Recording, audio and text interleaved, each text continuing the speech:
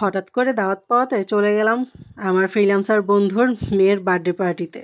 তো সে আয়োজন করেছিল আমুলিয়া ব্ল্যাকক্রাফট রেস্টুরেন্টে। তো আমরা সেখান দিয়ে যাচ্ছি, এটা এন্ট্রি পথ। এই যে রাত্রের অনুষ্ঠান ছিল, বার্থডে পার্টি। তো বৃষ্টির জন্য আমাদের অনুষ্ঠানটা একদম মাটি হয়ে গেছে, কারণ ওর পছন্দ অনুযায়ী ও স্টেজ সাজাতে পারে নাই, ডেকোরেশন করতে পারে নাই, ও আপসেট ছিল। তো বৃষ্টি পড়ছিল, তখন আর কি বৃষ্টি একটু কম ছিল, কিন্তু গুড়ি গুড়ি বৃষ্টি ঠিকই পড়তেছিল। এই কারণে কি করলো, ভিতরেই আর কি রেস্টুরেন্টের ভিতরেও আর কি করছে, বাচ্চার বার্থডে করার জন্য ওইখানেই স্টেজ করেছে। আর আমরা আবার কি করলাম, আমি ফাতিহা মা আমরা অনেকে এখানে আসলাম, যে এটা পাশে সুইমিং পুল ছিল, সুইমিং পুলের ভিউটা অনেক সুন্দর লাগছিল। আমার মা বলতেছিল দেখতে অনেক সুন্দর লাগতেছে, আর ঠান্ডা বাতাস ছিল। আমার বুড়ি তো মনে করেন বাতাস উড়ে যাচ্ছে, ও বলতেছে মা আমি সাঁতার কাটবো, মা আমি পানিতে নেমে যাব এই রাত্রের বেলা। তো ওকে আমি বললাম যে বাবা আমরা অন্য একদিন দিনের বেলা আসবো, সেখানে এসে তুমি সাঁতার কাটো। এই যে আমাদের বার্থডে গার্ল। তো এখানে একটা বড় আয়না ছিল, সেখানে দেখতে খুব ভালো লাগতেছিল। আমার মেয়ে তো বলতেছে ওয়াও মা এত বড় আয়না।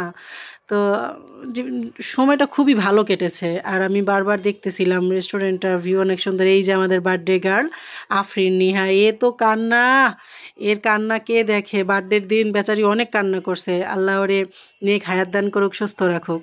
আমার মেয়ে ওকে আদর করে দিচ্ছে, পরে আমাকে দেখাচ্ছে মা দেখো না এখানে অনেক সুন্দর ফুল। পরে ওপরের দিকে আমি তাকিয়ে দেখি কি, ওমা এখানে কদম ফুল গাছ, এত সুন্দর কদম ফুল। আমার তো পারতেই মন চাইতেছিল, কিন্তু গাছ অনেক লম্বা আর উঁচা ছিল, যার কারণে ধরা যাচ্ছিল না, নয়তো আমি ঠিকই ছিঁড়তাম। রাত্রের বেলার ভিউটা বলতে হবে জাস্ট ওয়াও, অনেক সুন্দর।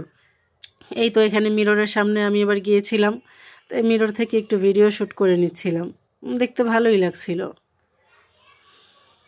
তারপরে এই যে ইয়াটা ছিল, সুইমিং পুল ছিল, সুইমিং পুলের এখানে ভিউটাও অনেক সুন্দর আসতেছিল, মানে সময়টা খুব ভালো কাটছিল। আর আমার মেয়ে তো অনেক খুশি ছিল, সে খেলা করতেছে, এইটা ধরতেছে ওইটা ধরতেছে। আর বিশেষ করে কি রেস্টুরেন্টটার আশেপাশে অনেক জায়গা নিয়ে করা, তো যার কারণে বাচ্চাদের খেলাধুলার জন্য অনেক ভালো ছিল, কিন্তু খেলাধুলার জোন ছিল না, কিন্তু বাচ্চারা এখানে ওখানে খেলতে পারতেছিল।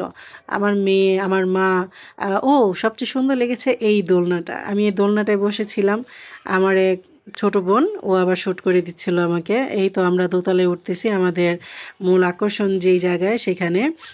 তো এই পাশে হচ্ছে আমাদের লবি, এই লবির মধ্যেই করা হয়েছিল তো স্টেজটা। তো ওইখানে ওরা সেট আপ করতেছিল। আর এই যে ছিল আমাদের বার্থডে গার্লের কেক। তো এখানে মোমবাতি দিতেছে, মেন যে মোমবাতি ছিল সেই মোমবাতি বাসায় রেখে আসছে, এর জন্য এই মোমবাতি দিয়ে চালানো হচ্ছে। মেয়ে তার মায়ের কোলে। এখানে আরও অনেক গেস্ট ছিল, আরও ফ্রেন্ড সার্কেল ছিল, আত্মীয় স্বজন ছিল, আরও ফ্রেন্ড সার্কেলরাও ছিল। আর এখানে কেক কাটার সময় হয়েছে, আমি আমার মেয়েকে ডাকতে এসেছি, মা তুমি কেক কাটবে, যাবে না, চলো যাই। বলেন না আমি মোবাইল দেখবো, আমার ভালো লাগছে না। মানে ও অনেকক্ষণ খেলাধুলা করেছে, এর মধ্যে আমি ওর ড্রেসও চেঞ্জ করে দিয়েছি একটা। এই যে অনুষ্ঠানটা করার কথা ছিল এই মাঠে, ডেকোরেশনটা কিন্তু হয় নাই, তো এইখানেই শেষমেশ করেছে। তো এই তো, তারপরও সিম্পলের মধ্যে গর্জিয়াস একটা বিষয় আছে না, সেইটাই আর কি হয়ে গেছে। যাক, আমার ফ্রেন্ড আর ফ্রেন্ডের বউ মিলে কেক কাটতেছে। এখন বাচ্চার জন্মদিন, বাচ্চা তো আর কেক বুঝে না যে কেক কাটতে হবে, এর জন্য ওরাই কেক কাটতেছে। এমন সময় আর কি সবাই হ্যাপি বার্থডে টু ইউ বলতেছিল, ওর বাচ্চা তো মনে করেন সব দেখতেছিল। তো এমন সব কেক কাটার পর্যায়ে শেষ হওয়াতে আমরা আর কি খানার পর্যায়ে আসছি। আমার ফাতিহা খুবই হাংরি ছিল, ওকে আমি আমার থেকে বিস্কুট ছিল, কেক ছিল, তার সাথে ও খায় নেই। আমাদের খাওয়া দাওয়ার পর্ব শেষ, রাত্রে 10টার দিকে আমরা বের হয়ে আসতেছি। রাত্রের বেলা ভিউটা অনেক সুন্দর ছিল।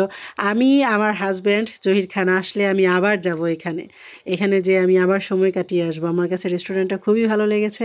যাই হোক, সবাই ভালো থাকবেন, আল্লাহ হাফেজ, সবাই দোয়া করবেন।